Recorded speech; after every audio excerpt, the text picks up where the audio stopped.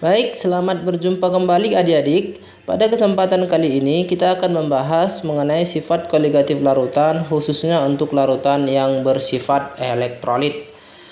Jadi dalam sifat koligatif itu dibedakan antara non-elektrolit dengan yang elektrolit ya. Sebagai contoh nanti di sini akan Abang buat bahwa untuk konsentrasi larutan yang sama,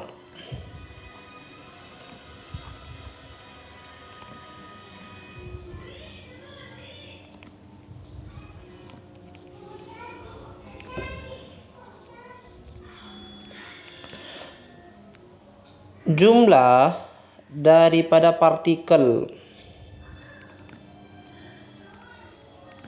larutan yang bersifat elektrolit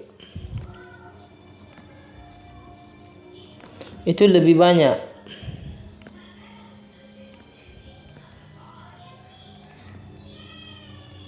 dibandingkan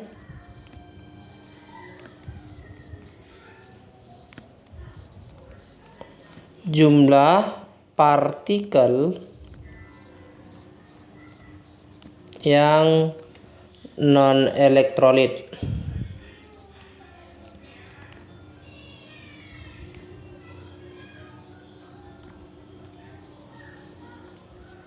Oke. Jadi sebagai contoh, misalkan untuk larutan urea rumusnya CO NH2 2 kali. Ketika kita larutkan ke dalam air, dia tidak akan mengalami ionisasi. Jadi tetap dia dalam bentuk CO NH2 2 kali. Hanya mengalami perubahan wujud ya. Di sini jadi larutan dia. Misalkan di sini yang kita masukkan nanti ureanya itu 1 mol, maka akan terbentuk juga 1 mol urea dalam bentuk larutan. Tapi ketika nanti untuk larutan elektrolit, misalkan kita ambil larutan NaCl atau zat NaCl ya. Awalnya dia padat, sebanyak 1 mol juga kita ambil.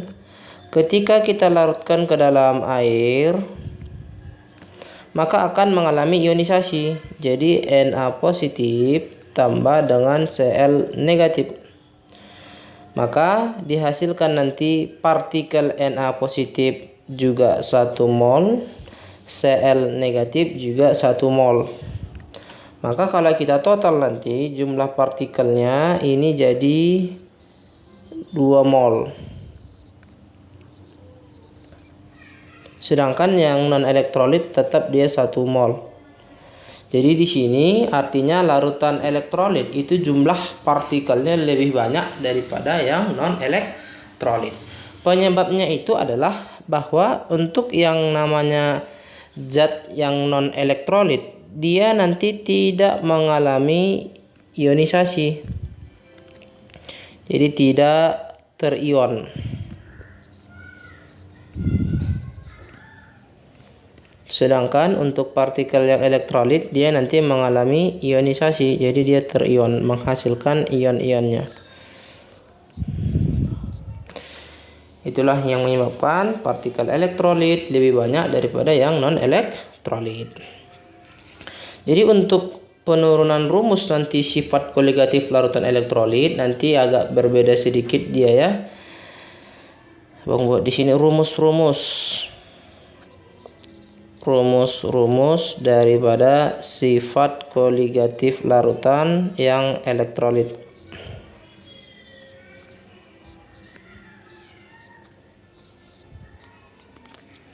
Yang pertama, untuk penurunan tekanan uap delta P ini nanti kita buat rumusnya adalah, kalau dia untuk non elektrolit itu kan delta P sama dengan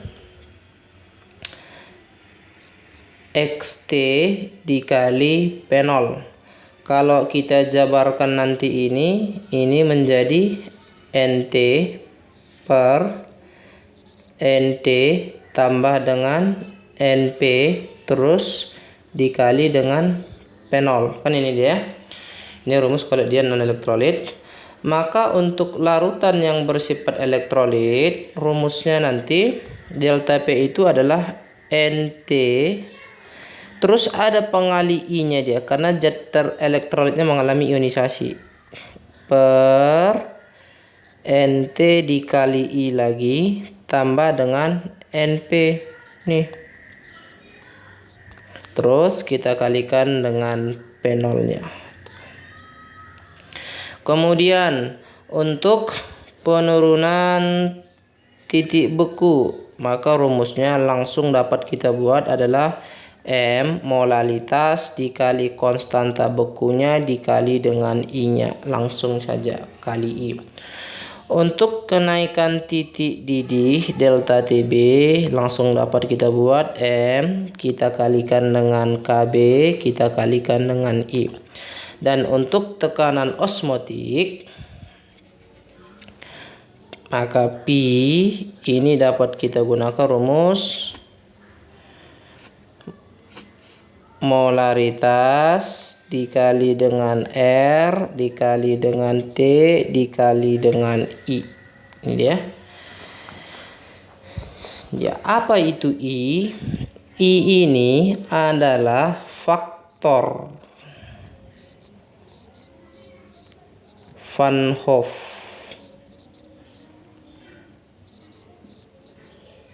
Ya, dimana nanti I-nya ini bisa kita ambil rumusnya sama dengan 1 ditambah N dikurang 1 dikali alfa nih. Oke.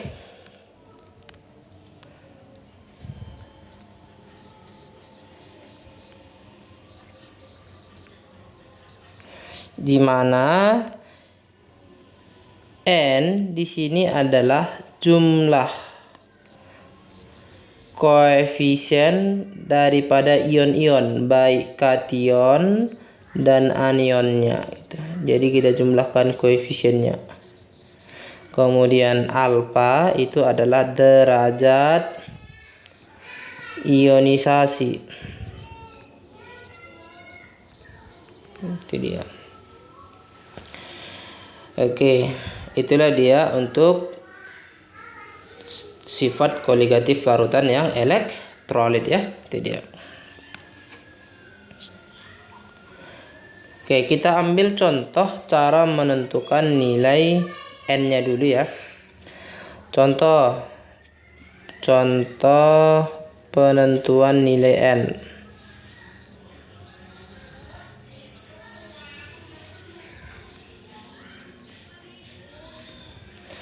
Misalkan ada senyawa CaCl2,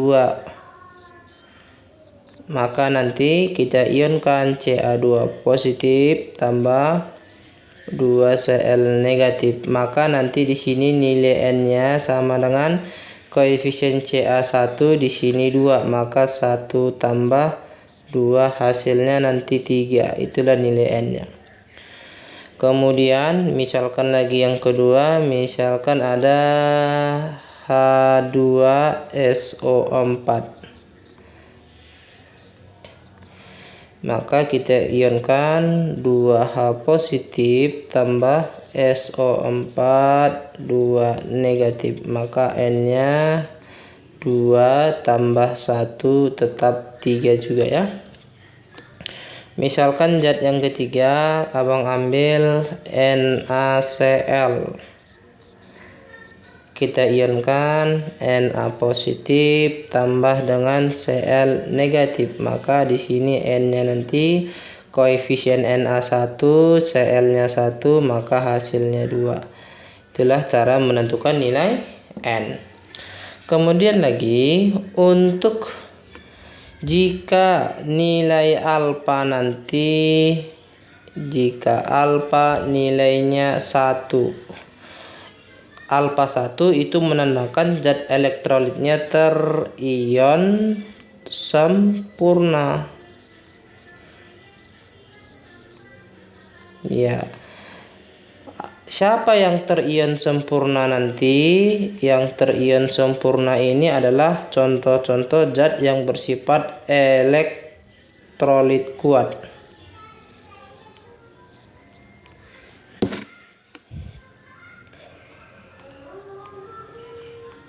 Tuh ya, asam kuat, basa kuat, dan garam yang mudah larut ya. Jadi kalau alfanya nanti sama dengan 1, coba kita masukkan nilainya ya. I sama dengan 1 tambah N dikurang 1 dikali 1. Maka sama dengan 1 tambah N kurang 1. Maka satunya habis, maka langsung I sama dengan N. Itulah dia kalau alfa 1 atau elektrolit kuat ya.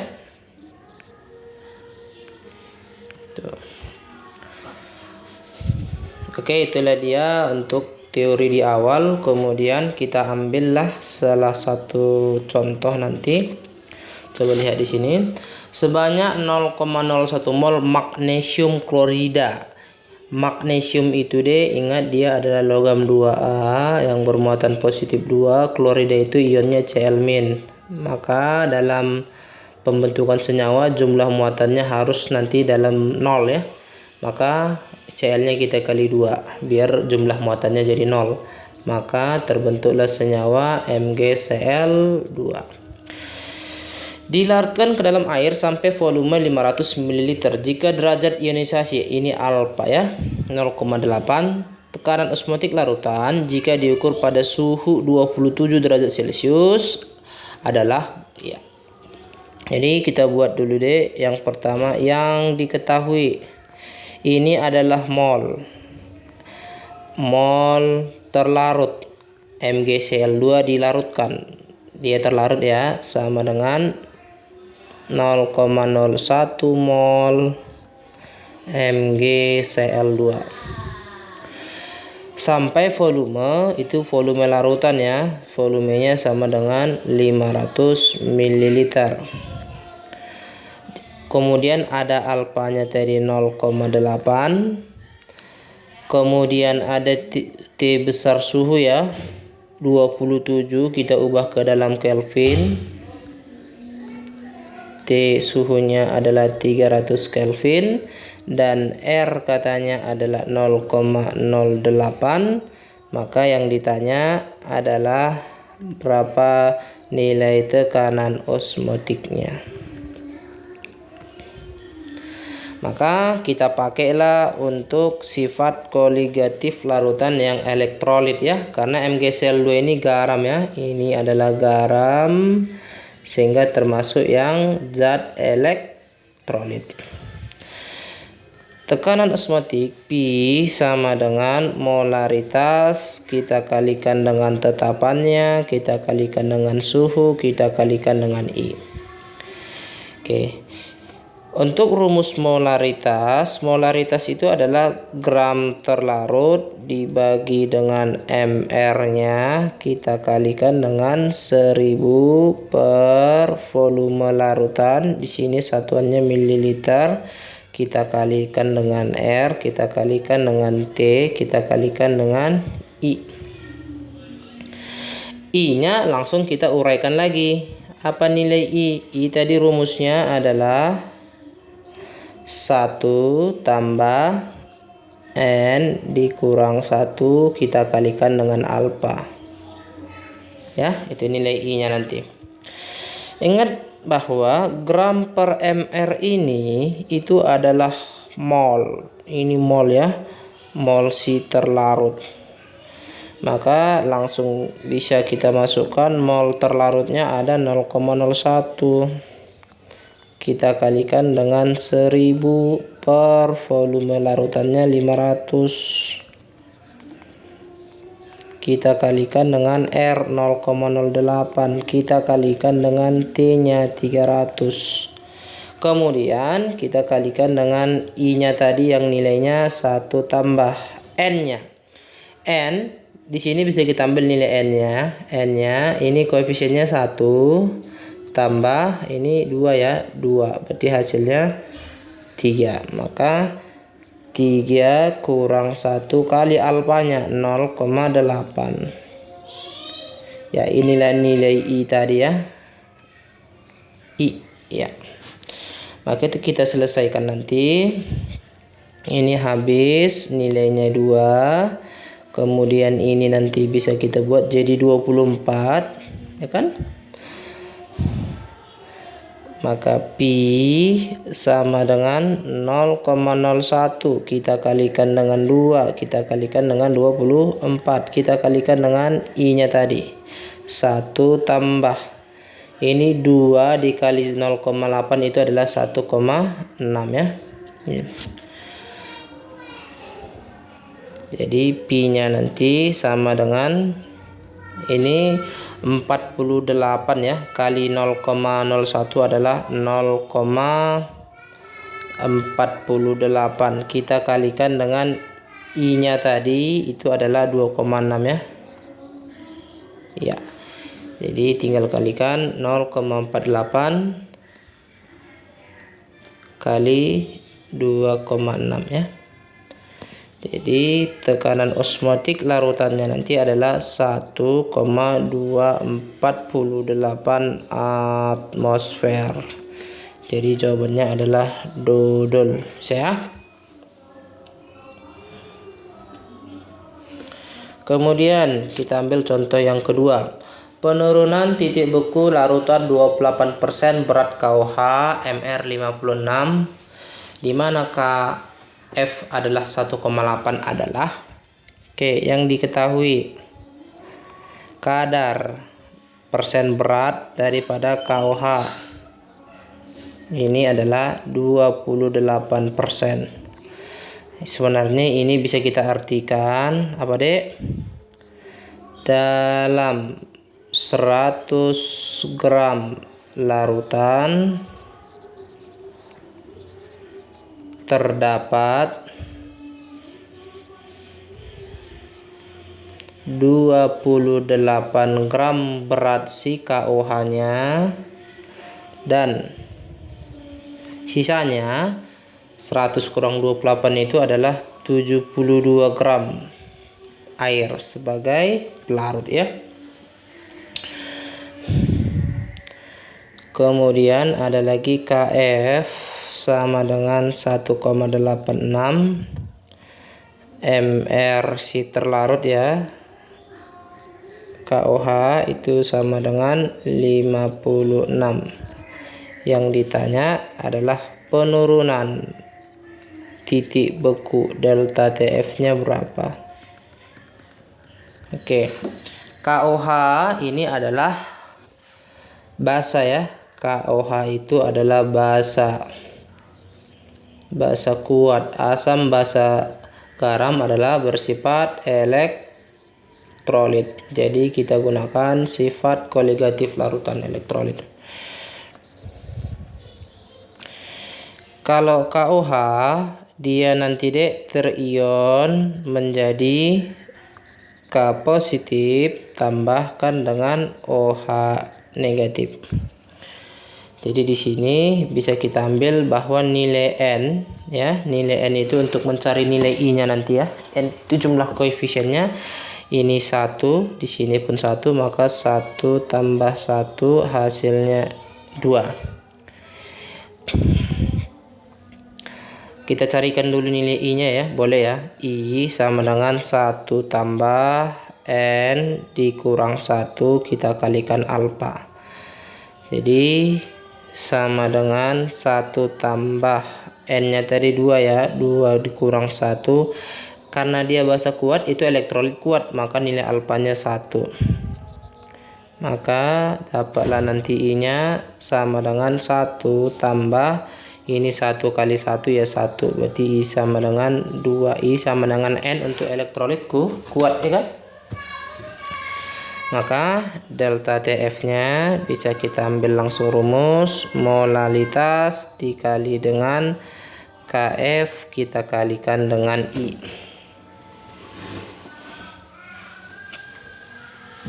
Ya, jadi delta TF-nya sama dengan molalitas itu gram per mr ya.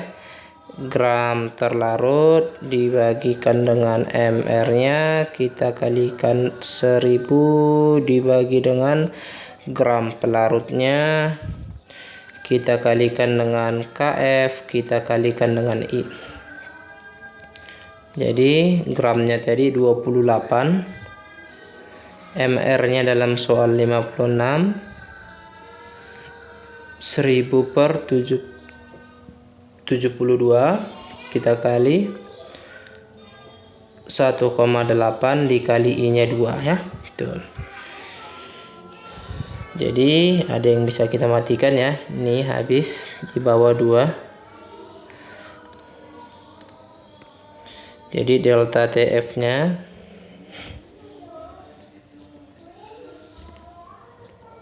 sama dengan 1000 kita kalikan dengan 1,8, kita kalikan dengan 2 dibagi 2 dikali 72.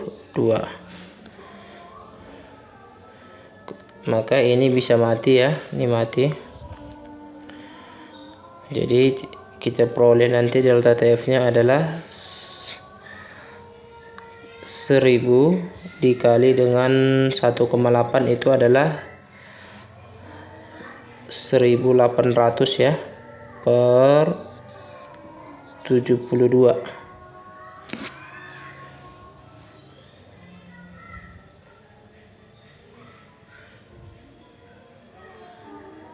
Jadi hasilnya ini nanti 18, sama-sama kita bagi 18 ya, ini 18 bagi 18, ini nanti hasilnya 4. Jadi 100 dibagi 4 adalah 25. Jadi penurunan titik bekunya adalah 25 derajat Celcius. Oke. Kemudian kita lanjut lagi. Berapa banyaknya Al2SO4 3 kali yang mR-nya 342 yang harus dilarutkan dalam 250 gram air agar larutan tersebut membeku pada -3. Oke. Jadi kita buat dulu yang diketahui adalah gram si pelarut air ya. Dalam hal ini ada dia 250 air. Oke, kemudian ini titik beku ya, titik beku larutan TF sama dengan -3 derajat Celcius. Yang ditanya adalah gram si Al2SO4 3 kali, di gram terlarutnya berapa?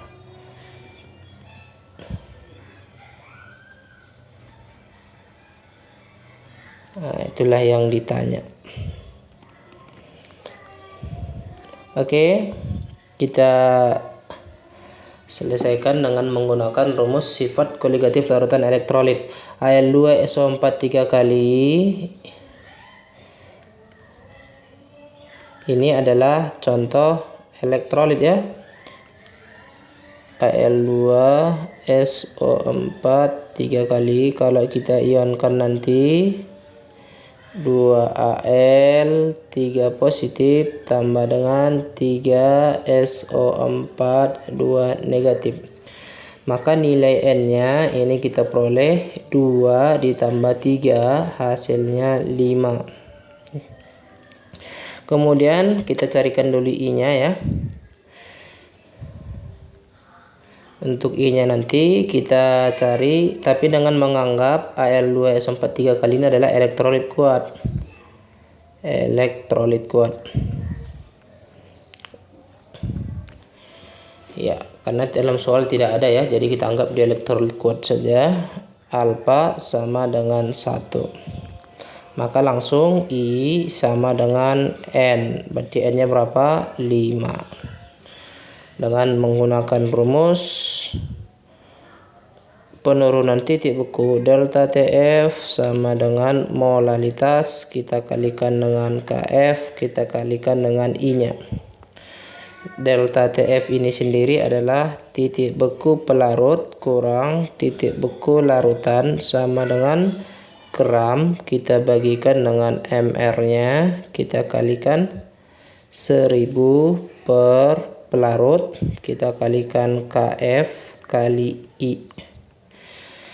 Air, ingat air itu titik bekunya adalah 0, pelarut ya, dikurang minus 3 sama dengan gram terlarut, itulah yang ditanya. MR-nya dalam soal 342 kita kali 1000 per pelarutnya 250, kita kalikan dengan 1,86, kita kalikan dengan 5. Jadi di sini ada yang bisa habis ya. Ini habis, nilainya 4. Jadi kita peroleh bahwa ini jadi 3 ya. 3 sama dengan gram per 342, kita kalikan dengan 4, kita kalikan dengan 1,86, kita kalikan dengan 5. Oke, maka dapat nanti gramnya ini kita peroleh sama dengan ini kali kemari ya.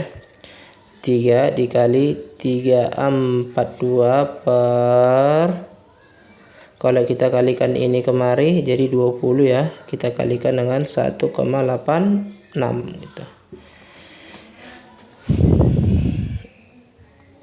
Jadi kalau secara matematikanya nanti 3 dikali 342 itu hasilnya adalah 1026. Kemudian 20 kita kalikan dengan 1,86, itu hasilnya adalah 37,2. Maka 1026 kita bagikan dengan 37,2, hasilnya adalah 27,58.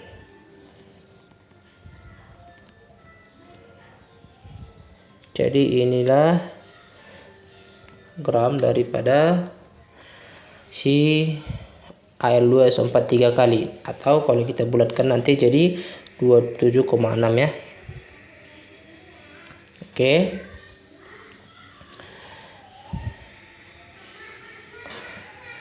Kita lanjut lagi soal yang berikutnya. Sebanyak 11,7 gram NaCl yang MR-nya 58,5 dilarutkan dalam 500 gram air. Titik didih larutan adalah ya, ini berhubungan dengan titik didih. Jadi kita buat yang diketahui, ini zat terlarutnya, gram terlarut sama dengan 11,7 gram si NaCl yang MR-nya 58,5. Kemudian gram pelarut sama dengan 500 gram. Kemudian ada Kb sama dengan 0,52. Yang ditanya adalah titik didih larutan Tb. Maka karena dia ini garam ya, ini termasuk elektrolit, garam yang mudah larut, elektrolit kuat, maka I sama dengan N. Kalau kita ionkan nanti NaCl ini terion menjadi Na positif tambah dengan Cl min, maka N-nya adalah jumlah koefisiennya 1 tambah 1 sama dengan 2, maka ini adalah nilai I-nya karena elektrolit kuat ya, I sama dengan N. Delta Tb sama dengan molalitas kita kalikan dengan Kb, kita kalikan dengan I-nya. Titik didih larutan kita kurangkan dengan titik didih pelarut sama dengan gram terlarut per massa molekuler relatifnya 1000 per pelarut, kita kalikan dengan Kb, kita kalikan dengan I. Tb kurang, untuk air Tb 0 nya adalah 100 sama dengan gram terlarutnya 11,7 per 58,5, kita kalikan 1000 dibagi larutnya 500, kita kalikan dengan 0,52, kita kalikan dengan I-nya 2. Di sini ada yang bisa kita coret ya. Habis di sini nilainya 2. Kemudian yang ini pun bisa habis ini ya. Habis. Jadi 0,02 kira-kira ya. Dicoba. Jadi TB kurang 100 sama dengan 0,2 kali 2 ya, kali 0,52 kali dengan 2. Maka TB kurang 100 sama dengan ini 0,4. Kalau kita kalikan 0,4 dengan ini berarti 0,8. Kita kali 0,52. Maka TB kurang 100 adalah 0,8. Kita kalikan dengan 0,52. Hasilnya adalah 0,416.